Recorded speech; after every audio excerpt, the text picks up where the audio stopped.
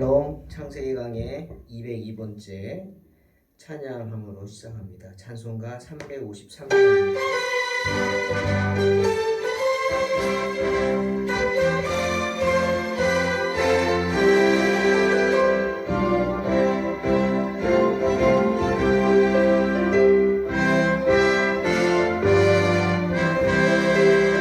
십자가 군병되어서 예수를 따를 때 무서워하는 마음으로 주 모른 채 할까. 나의 주 그리스도 나를 속량했으니 나 십자가를 벗으러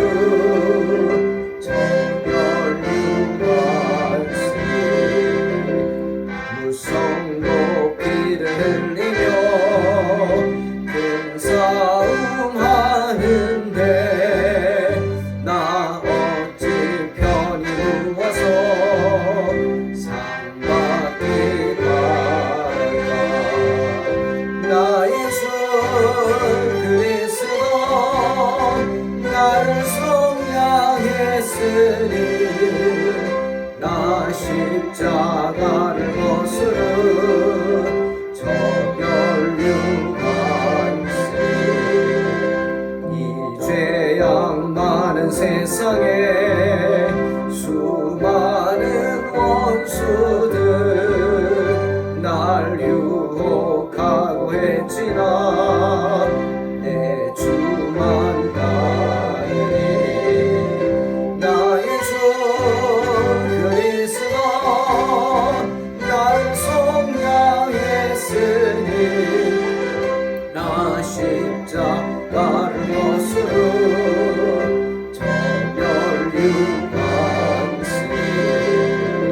나 멸류관을 쓰려고 몸 바쳐 싸울 때 주 내게 용기 주시사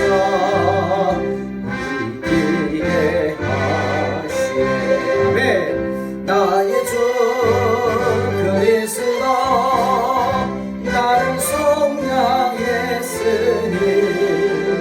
나 십자가를 벗으러 저 멸류관세. 승리의 그날 이르러 십자가 군병들 개가를 불러 영광을 주님께 돌리네. 나의 주 그리스도 나를 속량했으니 나 십자가를 벗으러 저 멸류관세.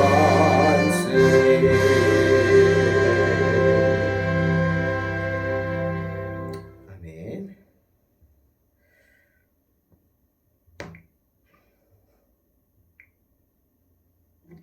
창세기 47장 13절로 26절 봉독합니다. 기근이 더욱 심하여 사방에 먹을 것이 없고 애굽 땅과 가나안 땅이 기근으로 황폐하니 요셉이 곡식을 팔아 애굽 땅과 가나안 땅에 있는 돈을 모두 거두어들이고 그 돈을 바로의 궁으로 가져가니 애굽 땅과 가나안 땅에 돈이 떨어진지라. 애굽 백성이 다 요셉에게 와서 이르되 돈이 떨어졌사오니 우리에게 먹을 거리를 주소서. 어찌 주 앞에서 죽으리이까. 요셉이 이르되 너희의 가축을 내라. 돈이 떨어졌은즉 내가 너희의 가축과 바꾸어 주리라. 그들이 그들의 가축을 요셉에게 끌어오는지라. 요셉이 그 말과 양떼와 소떼와 나귀를 받고 그들에게 먹을 것을 주되 곧 그 모든 가축과 바꾸어서 그 해 동안에 먹을 것을 그들에게 주니라. 그 해가 다가고 새 해가 되매 무리가 요셉에게 와서 그에게 말하되 우리가 주께 숨기지 아니하나이다. 우리의 돈이 다하였고 우리의 가축대가 주께로 돌아갔사오니 죽게 될 것이 아무것도 남지 아니하고 우리의 몸과 토지뿐이라 우리가 어찌 우리 토지와 함께 주의 목전에 죽으리이까. 우리 몸과 우리 토지를 먹을 것을 주고 사소서. 우리가 토지와 함께 바로의 종이 되리니 우리에게 종자를 주시면 우리가 살고 죽지 아니하며 토지도 황폐하게 되지 아니하리이다. 그러므로 요셉이 애굽의 모든 토지를 다 사서 바로에게 바치니 애굽의 모든 사람들이 기근에 시달려 각기 토지를 팔았습니다. 땅이 바로의 소유가 되니라. 요셉이 애굽 땅 이 끝에서 저 끝까지의 백성을 성읍들에 옮겼으나 제사장들의 토지는 사지 아니하였으니 제사장들은 바로에게서 녹을 받음이라. 바로가 주는 녹을 먹음으로 그들이 토지를 팔지 않음이었더라. 요셉이 백성에게 이르되 오늘 내가 바로를 위하여 너희 몸과 너희 토지를 샀노라. 여기 종자가 있으니 너희는 그 땅에 뿌리라. 추수의 5분의 1을 바로에게 상납하고 5분의 4는 너희가 가져서 토지의 종자로도 삼고 너희 양식으로도 삼고 너희 가족과 어린아이의 양식으로도 삼으라. 그들이 이르되 주께서 우리를 살리셨사오니 우리가 주께 은혜를 입고 바로의 종이 되겠나이다. 요셉이 애굽 토지법을 세우매 그 5분의 1이 바로에게 상납되나 제사장의 토지는 바로의 소유가 되지 아니하여 오늘날까지 이르니라. 아멘. 오늘 본문에서 우리는 하나님의 놀라운 섭리와 요셉의 지혜를 봅니다. 7년간 계속된 가뭄은 참으로 애굽 백성들에게 잔인하고 무서운 것이었습니다. 그 무서운 가뭄으로 인해서 참 다 죽게 됐죠. 그런데 그런 가뭄을 이겨내도록 애굽 백성들이 이겨내도록 옆에서 돕는 이가 있었습니다. 누구죠? 요셉입니다. 네. 그 요셉의 모습을 보면서 요셉이 하는 일들을 보면서 요셉의 지혜를 배워봅니다. 그리고 그런 재앙을 이겨내도록 오랜 기간 요셉을 준비시키시고 훈련시키신 하나님의 놀라운 섭리와 그 예비하심을 봅니다. 자, 7년의 풍년이 있었습니다. 하지만 그동안 아무 준비도 하지 않았던 애굽의 백성들은 해가 거듭될수록 계속되는 가뭄을 도저히 견딜 수가 없었죠. 여러분 한번 생각해 보십시오. 돈이 많습니다. 폐물이 많습니다. 하지만 그런 것들이 먹을 수 있는 겁니까? 팔아서 산다고요? 살 물건이 있어야 사죠. 돈과 폐물, 굶주림 앞에서는 아무 소용이 없었습니다. 곡식이 없었기 때문이죠. 자, 가뭄으로 고통받는 백성들, 애굽 백성들이 살기 위해서 취하는 행동들이 오늘 본문에 나옵니다. 그것을 보면서 사람들이 생각하는 그 우선순위라는 것, 삶에 있어서 그들이 중요하다고 생각하는 것들을 어떻게 버리는지 우리는 보면서 우리의 우선순위를 한번 생각해 보기를 원합니다. 여러분, 아무리 부자라 할지라도 그 땅의 백성이 부유해도 2년이나 3년 동안 비가 내리지 않았다면 어떻게 돼요? 다 굶어 죽게 될 겁니다. 한 달, 두 달이 아닙니다. 1년, 2년, 아니 3년 비가 안 내리면 생물이 다 죽죠? 식물이 다 죽어요. 그러면 어떻게? 다 죽게 되는 겁니다. 그러니 우리는 시원하게 내리는 비를 보면서 감사할 뿐입니다. 여러분, 그 비를 누가 내려주십니까? 하나님이 내려주시죠. 신명기 28장 12절. 여호와께서 너를 위하여 하늘에 아름다운 보고를 여시사 내 땅에 때를 따라 비를 내리시고 내 손으로 하는 모든 일에 복을 주시리니 내가 많은 민족에게 꾸어줄지라도 너는 꾸지 아니할 것이다. 분명히 말씀하십니다. 때를 따라 비를 내려주시는 분이 누구예요? 여호와 하나님이시죠. 그런 재앙, 비가 내리지 않는 재앙을 당한 애굽 백성들은 먼저 어떻게 했어요? 자기들이 저축해 두었던 돈을 곡식 사는데 다 써버립니다. 그럴 수밖에 없죠. 그뿐이 아닙니다. 가지고 있던 은, 금, 폐물들을 다 팔아서 곡식을 사는데 보태죠. 왜? 은과 금이 아무리 좋아도요, 그것으로 줄인 배를 채울 수는 없기 때문이죠. 은과 금보다 배를 채울 수 있는 곡식이 더 중요하다는 사실, 너무도 당연한 사실을 이제서야 그들은 깨닫는 것입니다. 즉, 물질의 문제를 깨닫습니다. 물론 사는데 물질이 필요하겠죠. 하지만 그 물질들이 살기 위한 절대 조건은 아니라는 정말 중요한 사실을 깨닫게 됩니다. 조금은 버티겠죠. 하지만 보세요. 돈으로 한 해를 버텼네요. 하지만 백성들이 한 해 후에 1년 후에 다 또 양식이 떨어지자 요셉에게 몰려와서 양식을 달라고 사정하지 않습니까? 돈으로 살 수가 없어요. 이제는. 안 됩니다.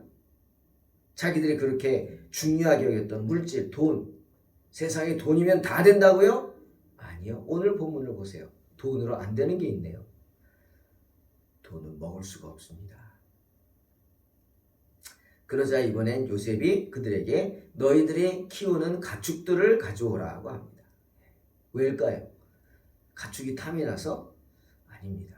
우리 뒤를 보면 알지만 요셉은 그런 사람이 아니죠. 이 사람들 대신해서 가축을 키워주기 위해서요. 생명을 사랑하기 때문이죠. 아니 사람 먹을 것도 없는데 무슨 짐승을 먹여? 이게 사람의 본능이죠. 아니면 야 먹을 것이 없으니까 집에 개라도 잡아먹자. 네? 이게 사람의 생리죠. 그러니 긴 가뭄에 가축들이 살아남을 수 없어요. 첫째는 먹을 게 없어서 사람들이 안 챙겨주니까 굶어 죽을 것이고, 둘째는 뭐예요? 사람들의 욕심을 채우기 위해서, 그 배고픔을 채우기 위해서 가축들은 죽임을 당할 것입니다. 요셉은 그 사실을 알기 때문에 가축들을 가져오라고 합니다. 가축의 문제죠. 생명윤리의 문제입니다. 미분인 가축도 함부로 하지 말라고 그들의 생명을 귀히 여길 줄 아는 요셉이 그 마음을 전하는 겁니다. 너희들 못 키우지? 죽이지 말고 다 데리고 와라. 내가 키우겠다. 예? 키우겠다고. 백성들에게 미물이라 할지라도 짐승이라 할지라도 그들의 생명이 귀하다는 사실을 말하는 것입니다. 자, 하지만 이제 한 해를 어떻게 또 견뎠어요. 돈으로 버텼고 이제 가축을 팔아서 그걸로 곡식을 바꿔서 버텼어요. 하지만 또 한 해가 어떻게 됐어요? 가뭄의 연속이에요. 더 버틸 수가 없어요. 또 찾아옵니다. 이듬해 또 요셉을 찾아와서 다시 사정하죠. 다시 간청합니다. 돈은 다 떨어졌습니다. 가축도 모두 갖다 바쳤습니다. 이제 와서 하지만 무엇을 숨기겠습니까? 보시는 대로 우리에게 남은 것이라고는 우리 몸뚱아리와 땅밖에 없습니다. 그런데 우리 때문에 우리의 땅이 망하지 않겠습니까? 하지만 망할 수 없지 않습니까? 그러니 우리의 몸과 우리의 땅을 다 받으시고 대신 양식을 주십시오. 그리고 이렇게 말하죠. 우리가 땅과 함께 바로의 종이 되겠습니다. 씨앗을 주십시오. 그래야 우리도 살고 땅도 삽니다. 간청합니다. 백성들이 스스로 찾아와서 땅과 자신들을 바로에게 바치겠다고 하는 겁니다. 토지와 생명이죠. 네? 요셉은 그들의 청에 따라 애굽의 모든 토지를 다 사서 바로에게 바칩니다. 그로 인해 애굽의 모든 토지가 바로의 소유가 됩니다. 또한 요셉은 토지를 판 백성들을 그냥 내치지 않죠. 성읍으로 다 옮깁니다. 그들이 살 처소를 마련해서 성읍으로 다 옮겨서 바로의 백성이 되게 합니다. 그러면서 나라의 토지법을 세우죠. 요셉은 말합니다. 바로가 너희 몸과 토지를 샀으니 이제는 바로의 종이 되어서 일하라. 추수하면 수확의 5분의 1을 바로에게 바쳐라. 그리고 나머지 5분의 4는 너희가 종자도 삼고 너희도 먹고 가족과 어린 자녀들을 길러라 말합니다. 참 지혜롭죠. 4분의 1입니다. 여러분, 만약에 바로가 강제적으로 힘으로 사람들의 것을 막 빼앗았다면, 땅도 빼앗고 집도 빼앗고 막 그랬다면 어떻게 됐을까요? 힘으로 만약 이런 짓을 했다면 바로는 폭군이라고 기억될 것입니다. 그리고 거기에 맞서는 거센 폭동이 있었을 것입니다. 하지만 어떻게 된 거예요? 아니죠. 아닙니다. 백성들이 스스로가 자발적으로 찾아와서 우리의 땅을 사달라고 간청하고 우리를 사달라고 간청합니다. 대신 곡식으로 먹여달라고.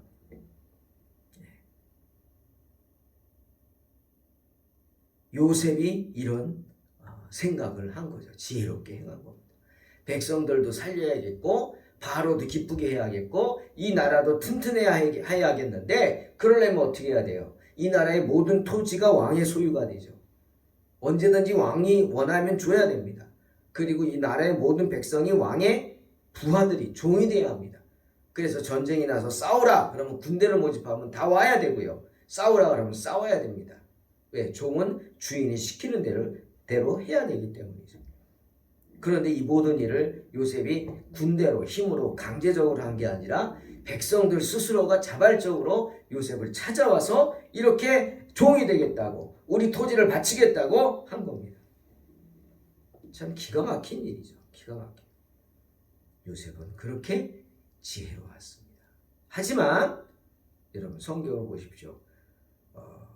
요셉이 제사장의 토지는 건드리지 않았다. 분명히 말씀하십니다. 이것 역시 저는 요셉의 지혜라고 생각합니다. 왜? 신권과 왕권은 분리되어야 합니다. 절대로 분리되어야 합니다. 왕권으로 신권을 탄압해서도 안 되고 신권으로 왕권을 탄압해서도 안 됩니다. 역사적으로 볼 때 왕권으로 신권을 탄압한 그런 나라치고 제대로 된 나라가 없었고 살아남은 나라가 없습니다. 왜? 그것은 하나님의 권위에 도전하는 어리석은 행동이기 때문에.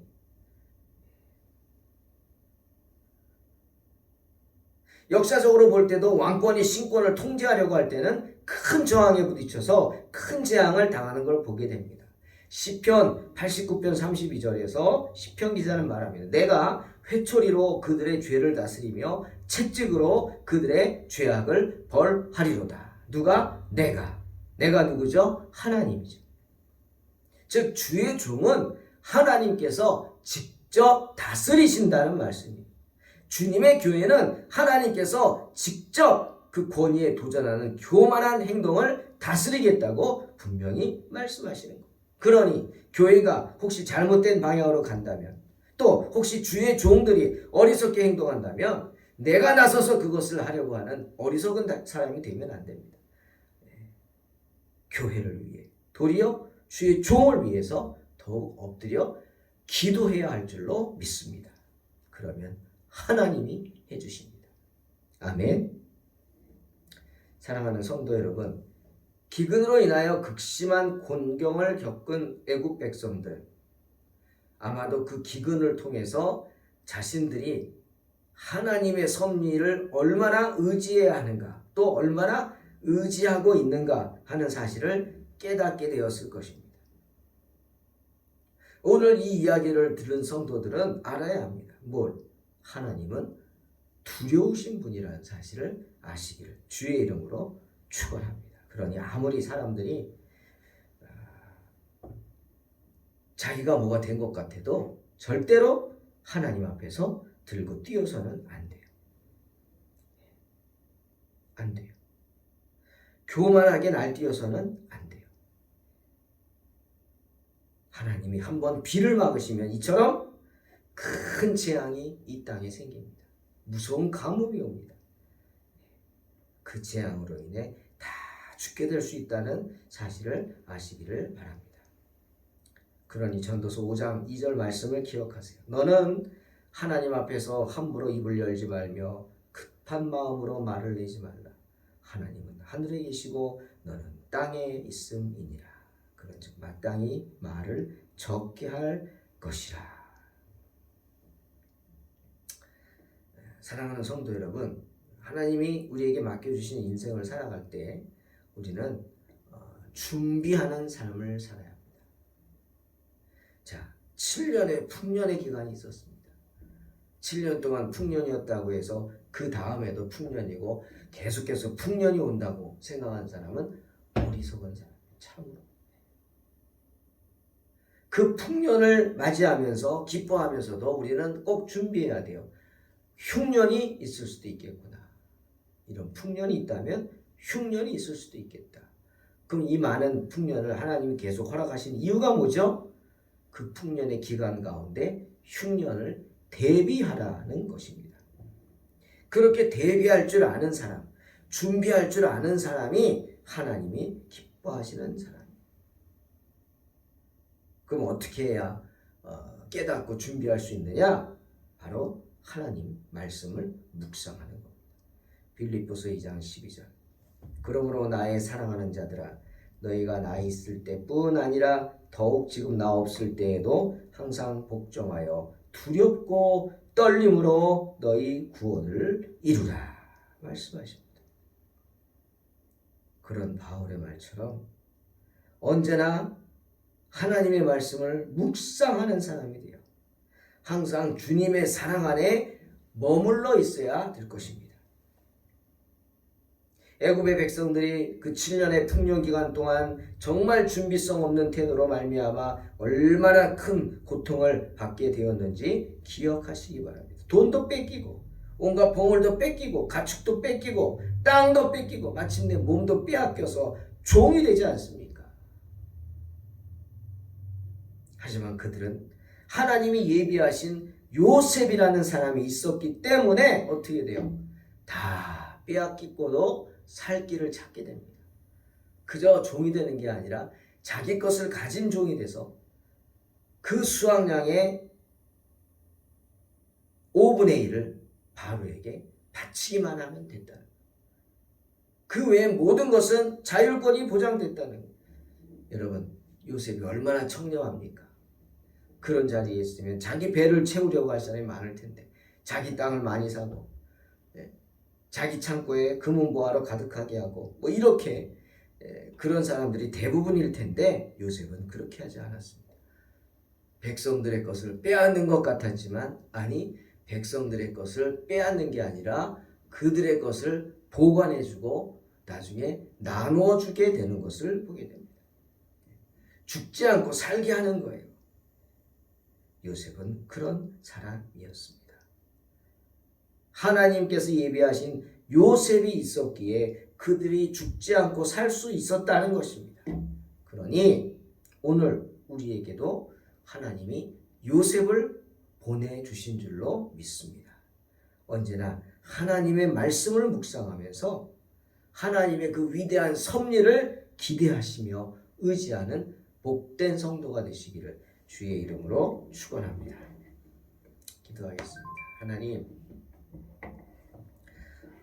우리는 너무 자만하고 너무 교만하여서 하나님의 은혜를 깨닫지 못하고 우리의 자랑만 하는 어리석은 군병들입니다.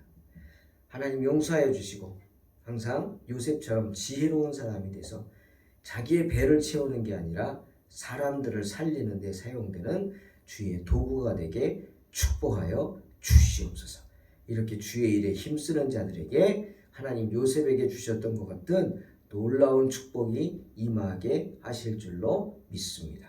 우리 동탄 소망교회가 믿음 가운데 날로 성장하는 복된 교회가 될 수 있도록 축복하여 주시옵소서. 감사드리며 예수님의 이름으로 기도하옵나이다. 아멘. 믿음으로 승리하시기 바랍니다. 십자가 군병들이여 일어나십시오. 예수의 좋은 군사들로 일어나십시오. 예수의 고난에 참여하고 예수